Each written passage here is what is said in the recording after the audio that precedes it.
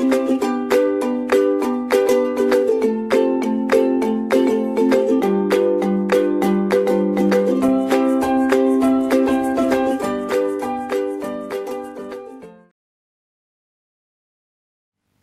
listeners, I am Dr. Anuj Kumar Sharma, Assistant Professor in Center for Advanced Studies, which is in campus research driven institute of Dr. APJ Abdul Kalam Technical University. So, this is a course which has been incorporated in this session from 2021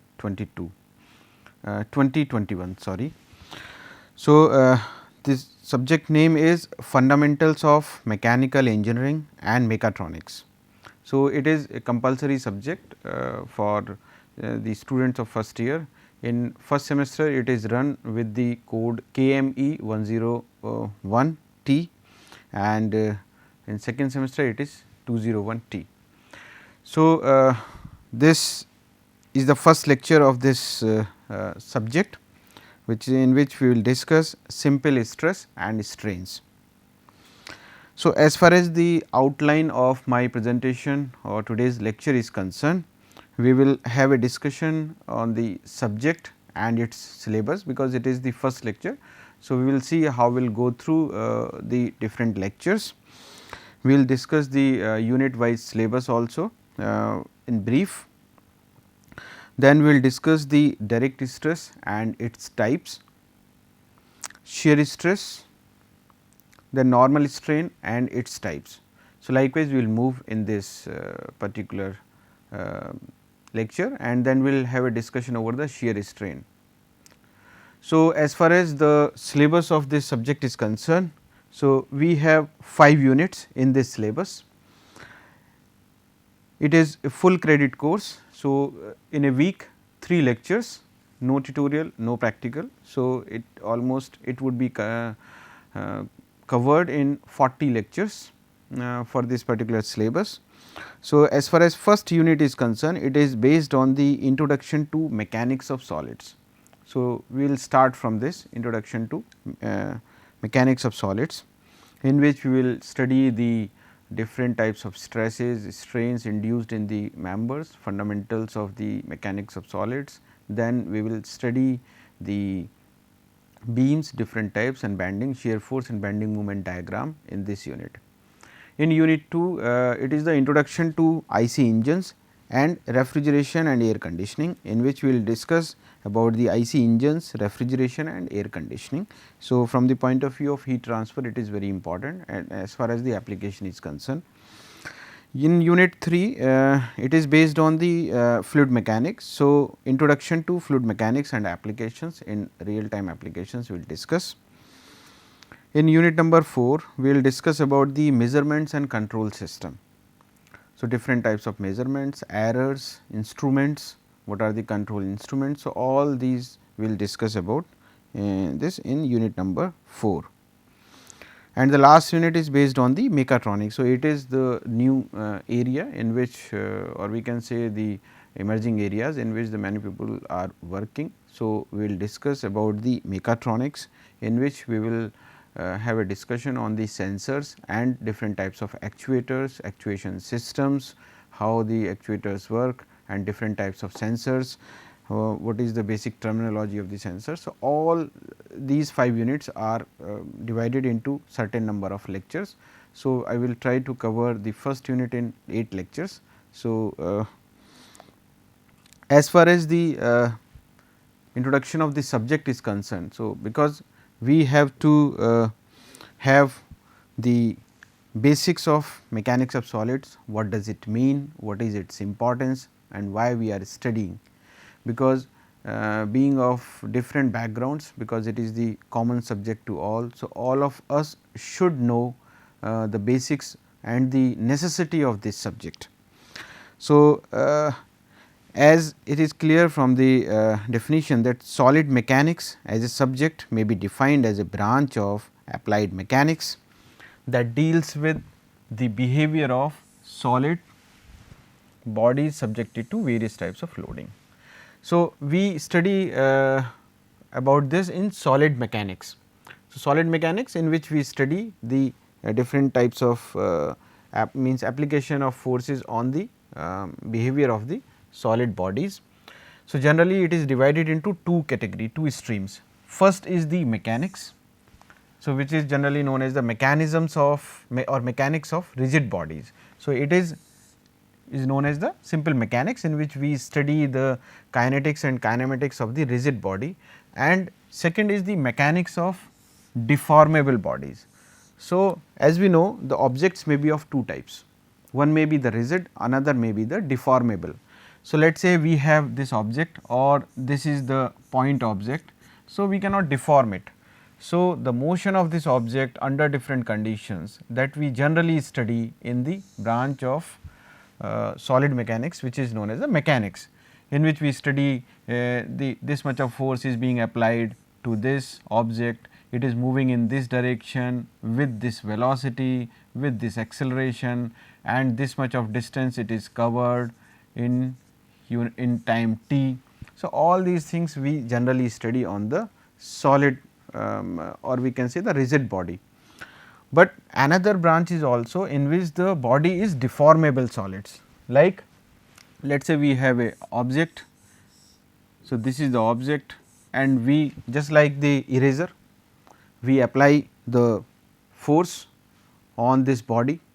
So, it is deformed after the application of certain amount of force. If we cross that amount, so what does it what happens to the shape of the object?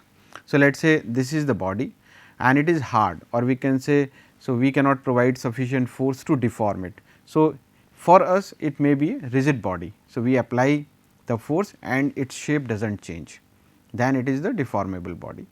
But if it is of rubber or elastic material, then what happens to it? We apply, we stretch it, it is stretched, we compress it, it is compressed. So, it means it is deformable body. So, upon the application of force, the shape or size of the object is changed. So, in that case, so if we study this, so this is we are going to study in this subject. So, we are going to study the mechanics of deformable body. So, it means there are two types of bodies, rigid or deformable. So, for the deformable body we are going to study, that is why the name of this subject is the name of the unit, this which we are going to study in this particular unit, that is the mechanics of solids, right. So, we are not going to cover the point object mechanics. Now, mechanics of rigid bodies, it is primarily concerned with the static and dynamic behavior under external forces of engineering components. So, this is we generally study in the, it is of rigid body. So, for rigid body we generally study in the mechanics separately, but now it is little bit advanced. So, we have to study the mechanics of deformable bodies. So, we are going to study this in this subject. So, it is more concerned with the internal forces and associated changes in the geometry of the components involved. So, geometry of the object is changed in this, and sometimes after the application of the forces, so the strength of which will determine whether the components fail by breaking in service, and the stiffness of which will determine whether the amount of deformation they suffer is acceptable, whether the deformation amount is acceptable or not. So, that we generally study in this. So, the subject of mechanics of materials or strength of material is central to the whole activity of engineering design. Usually, the objectives in analysis here will be the determination of the stresses, strains and deflections produced by the load. So, all these we will study in this unit. So, how much stress would be induced, how much strains would be induced, so all we are going to study in this. So, let us start with the simple stress. So, it means we will discuss the strength, because it is sometimes it is known as the strength of materials also. So, strength means it is the maximum resistance offered by any material to the external applied force or load. Let us say this is the object and we apply some force on this. So, it is the compressive load. So, if we apply this force on this object, so it may be deformed, or sometimes what is it is doing, it is applying some resisting force. So, to resist the deformation, otherwise what will happen, let us say it dimension is L. So, after some times it may happen like this. So, we are applying this force. So, it may become L minus delta L. So, the dimension may be reduced. So, this is the deformation. So, the object wants to retain its original shape and it will object the deformation. It will object means it will raise a object or it will resist the deformation. So, it does not want it to be lower down in the terms of length. So, it will induce some forces here.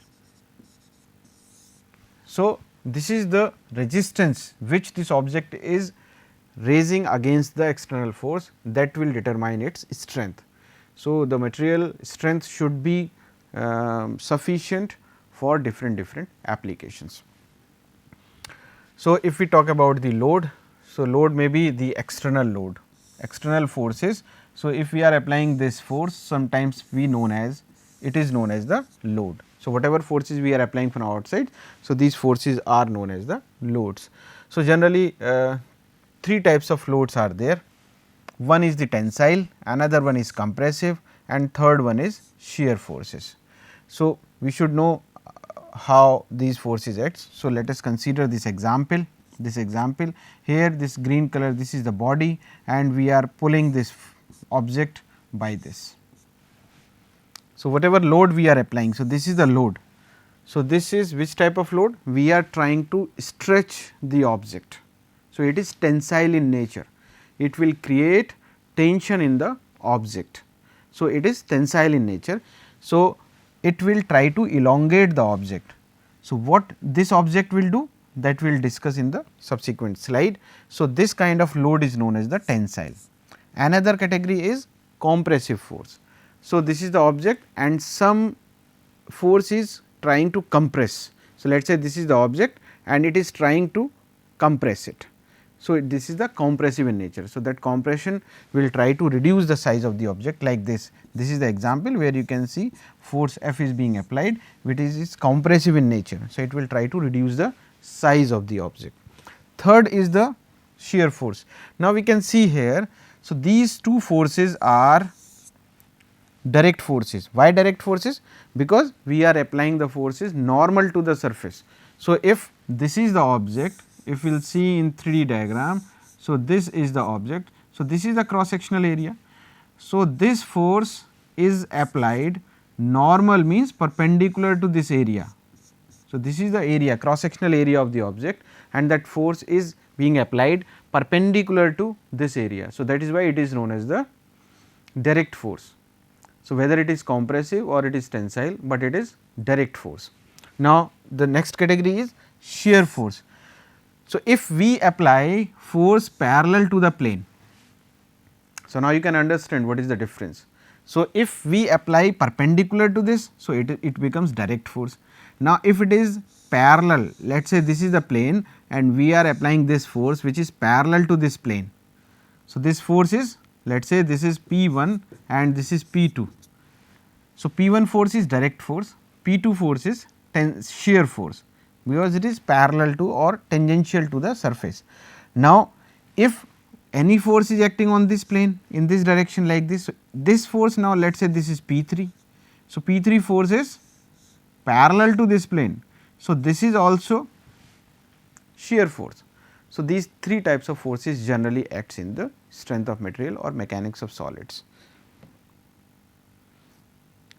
So, now you see the stress. Now, we will discuss the stress, what does it mean, because we are studying the deformable bodies. So, till now we have covered this, ki there may be rigid body, there may be deformable body. So, if this body is subjected to the forces, we generally studied the mechanics. So, mechanics may be for rigid body as well as for the deformable body, but we are focusing here, we are focusing on the deformable body. So, this is known as the mechanics of deformable body. So, this we are going to study in this unit. I hope you have understood what we are trying to explain. Now, due to this deformable body means this body is going to be deformed under the action of forces. So, we have to study different types of stresses induced in the body, strains induced in the bodies, what is the deflection, what is the slope of that beam if it is beam. So, different types of deformations we are going to study. So, it is very simple to understand. Now, the stress and strain we are going to cover in this particular lecture. So, what is the stress? So, it is clear from this diagram. Let us say this is the body, and now you can see. So, we are applying this force on this body perpendicular to, because it is the front view. So, it is acting perpendicular to this. So, these are the direct stresses. Now, as if you see from the figure, it is tensile in nature. So, it is trying to elongate this. Initially, its length is L. Now, we have drawn the cross sectional area, means which is this. So, if you see, if you draw it, so it is this area. So, that force is acting actually perpendicular to this. So, just to retain its shape, what does this object will do? It will introduce or it will induce the internal resisting force, which will try to keep this body in its original shape.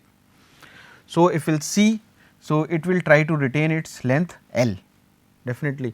So, when external forces are applied on any body, the body offers resistance force. So, this is the resistance force. So, by definition stress is internal resistance force, this force divided by the normal cross sectional area. So, this A. So, it means by definition sigma is equal to F by A, and F is what? If it is not deformable, or we can say if it is not sufficient to deform this object. So, body has generated sufficient amount of stress, then or sorry the internal resistance, then sigma becomes F by A. So, F is equal to this F if it is under equilibrium. So, the total force will be equal to shear force, the resistance force will be F, the total area is A. So, it is the direct stress. So, this is the tensile stress. If we see the formula of this, it is Newton per meter square. F, the unit of F is Newton and area in meter square. So, what is this? Sigma, the unit of sigma is stress is Newton per meter square, and in short it is known as the Pascal or represented by P A. So, this is the SI unit of this stress. So, this is the stress. Now, stress may be of two types. One may be the normal stress, which is represented by sigma n generally. Maybe there are different books in which different notations are used, but we can have the standard notations. So, normal stress again can be classified into tensile stress as well as compressive stress. Now, we will discuss this. Normal means when the force is perpendicular to the surface, or we can say the direct stress, then it is normal stress. So, if we see here, it is the tensile in nature, it is compressive in nature. So, there are two types of stresses, but stresses are direct. Why? Because the forces which we are applying from the outside of the body or the external forces, this force is acting perpendicular to this surface. So, that is why these stresses are known as the direct stresses. Here you can see the force has tendency, tensile means it is has a tendency to elongate the body. So, therefore, the tensile stresses try to resist the elongation in the object. Similarly, compressive stresses, they have tendency, if the force has a tendency to compress the body, the compressive stresses try to resist the compression in the object. Okay. Now, next is the shear stress. It is generally represented by tau. We generally call it as tau, TAU. So, when forces act parallel to the surface, as shown in the next slide, we will see the stresses induced are known as shear stresses. Now, let us come to the next slide. So, this is the shear stress. So, there are two types of stresses. What is the difference between here and there? You can see here the forces are perpendicular to the plane on which they are acting, but here you can see the forces are acting parallel to the surface. So, the object is this and this force is acting parallel to this or tangential to this. So, when equal and opposite forces act parallel to the surface, why equal and opposite? Because you have to either fix this object here, or if you do not want to fix it, you can apply a opposite force so that it cannot travel in this direction due to this force.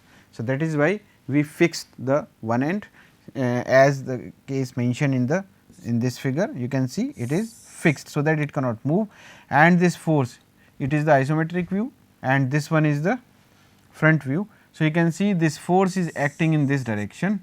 So, it will try to shear the planes over each other and it has given one deformation. So, this deformation is phi or sometimes represented as gamma. So, this is the shear strain. So, you can say by definition stress is what? It is the internal resistance per unit area.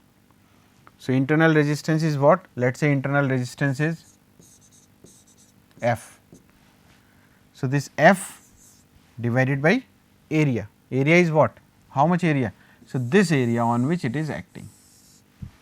So, it is acting on this area. So, this is tau is equal to F by A. So, it is the resisting force or resisting shear force divided by area or tangential area.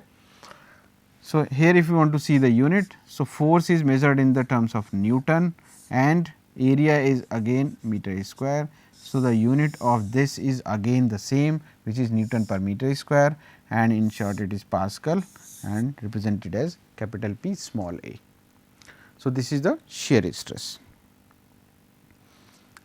Now, I hope you have understood the stress. Now, strain. So, if the force is not sufficient, if we will try to understand in layman language. So, maybe you can see, so let us say we are applying this force to this object in perpendicular direction. So, if the internal resistance is not sufficient to balance the external force, so what happens to the object? So, object may reduce, may be reduced in size, and if it is compressive in nature, right, and if we apply the tensile force, then there may be some elongation in the direction along with the force is being applied. So, here we can see it is a case where the forces are applied tangential in the normal direction along the axis of this, and the nature is tensile in nature. So, what is happening to this object? Let us say this object is not capable of objecting these forces. So, it is capable of producing less internal resistance as compared to the external forces. Then what may happen to this? It may elongate in this direction. So, here we can see the initial length is L and now it has been elongated to delta L. So, this is the additional length, right, on the at the cost of diameter. Let us say diameter is reduced. So, we will discuss this later on. So, it means upon the application of forces, some reduction in the diameter cause the increment in the length. So, length is increased by some amount. So, the strain is change in dimension, that is delta L. So, this is the dimension, initially it was L, now it is L plus delta L. So, what is the increment in the length? So, that is delta L. So, delta L upon the original dimension. What was the original? That was the L. So, by definition epsilon is equal to delta L, it is the change in dimension and upon the original dimension. So, what would be the strain unit?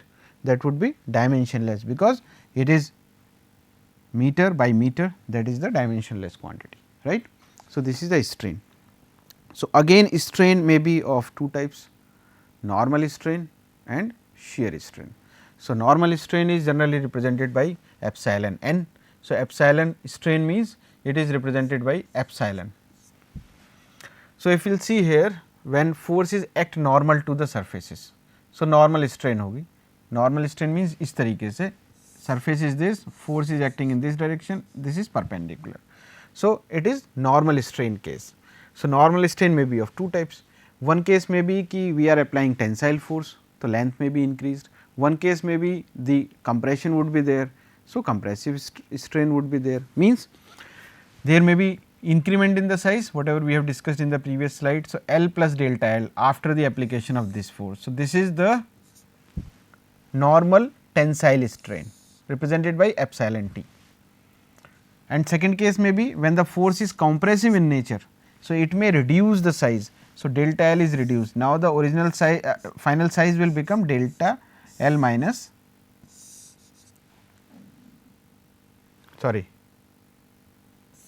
up to this we did not see this. So, from here to here what is the length? Initially its length was L, now it has reduced to L minus delta L. So, epsilon, this is the tensile strain. So, how much it is? The increment in the length divided by original length. So, delta L by L. Now, compressive strain means decrement in the length, decrement means it is in we are having the negative sign here. So, minus delta L by L. So, this negative sign signifies the reduction in the length, right. So, this is the normal strain. Now, shear strain what? Shear strain means when the forces are acting parallel to the surface like here. So, here if it is not sufficient to balance the external force. So, these layers, so it might have several layers. So, due to this force these layers may have the relative motion or the slide with respect to this.